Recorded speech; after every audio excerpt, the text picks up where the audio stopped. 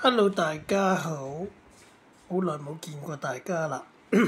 因為呢排咧就用 AI 做片，就唔興自己咁樣錄咯喎。因為發現我啲修辭唔係咁好喎。好，今日講翻正常嘢先。咁啱啱咧就聽翻，原來我之前有報過，即係影過用咗1年之後嘅 Samsung Galaxy。咁嗰次入完水之後咧，咁我就換咗小米 Ultra。咁呢個14嚟嘅，就唔係而家最新嘅15，都用咗1年㗎啦。咁好好啦，經過幾輪嘅買套之後咧，終於買到個電話套咧，就有磁石啦，有叉電啦，最緊要係個鏡頭呢個位嘅保護咧係透明嘅喎。咁有咩好處啊？影啲簡單嘢就唔使次次開呢個鏡頭咧蓋咧，咁就唔會咁容易鬆啦。咁所以你見嗱，呢個第二個嚟嘅，第一個嗰個咧呢個膠面咧就甩咗，咁啊索性換個第二個啦。60零蚊呢個套，咁我而家拆出嚟俾你睇下先。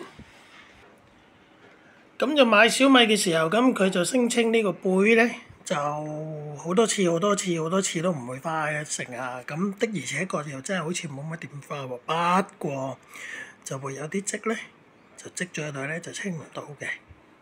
OK，咁我哋睇下啲邊位先。啲邊位望落去咧，咁可能有電話套啦，都乾乾淨淨，冇乜點花成嘅。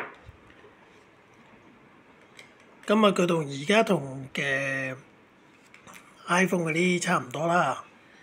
咁冇咗個相機個掣啦，相機個掣係跟邊個啊？就係跟以前 Sony Ericsson 啊。咁呢度啦。咁鏡頭呢個面咧冇花冇剩嘅。咁其實呢個電話買咗之後咧，有跌過落地下嘅。咁所以咧就有啲花痕喺呢一啲位度。咁整體部機都好理想嘅，就算出咗個15咧，都知道15就玩 AI 多嘅。咁但係呢一部咧都仲係唔係差到值得去換啦。你話係咪好到要長 keep 咧？咁我又覺得唔係。但係以呢個8000零蚊嘅價錢買到部同等於 Galaxy 最頂級嘅，當然唔係講接幫性啦，純粹講緊部機一個好普通唔識接嘅機嘅價錢嘅相比之下咧，咁小米係值得去購買。咁而個唔好處啊，就後邊呢度突咗出嚟啦。咁其他機就唔會啦，小米嗰啲特別啲啦。咁但係相對嚟講咧，影相係真係靚嘅，尤其是佢有個 Moon Mode，即係影月亮。咁我哋喺飛機上面影月亮出嚟咧，係真係首屈一指。咁你睇睇啦，咁呢啲佢有呢個叫微距啦，咁所以影呢啲蜥蜴相嘅時候咧就好靚嘅。佢有啲輪咁會睇得好清楚嘅。當然啦，佢就唔係話粒粒都睇到嘅，因為始終佢可能有數碼技術喺裏邊執嗰啲相啦。咁但係整體嚟講咧係受嘅，一部咁嘅機8000零蚊，啲眼呢啲位冇咁靚嘅。咁因為佢嘅聚焦點咧，應該就係喺呢啲鱗片上邊。係啦，咁所以咧，你哋就睇下啦。嗱，用咗1年嘅，咁你話有冇特登去錫住佢啊？唔會啦，因為套都已經換咗2個啦。呢個套，咁呢個甩咗。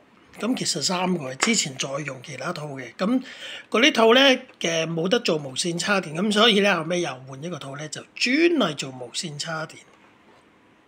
咁所以呢個就係小米 Ultra 14。咁我係想轉15嘅，咁但係冇理由用1年去轉㗎嘛，唔符合經濟效益。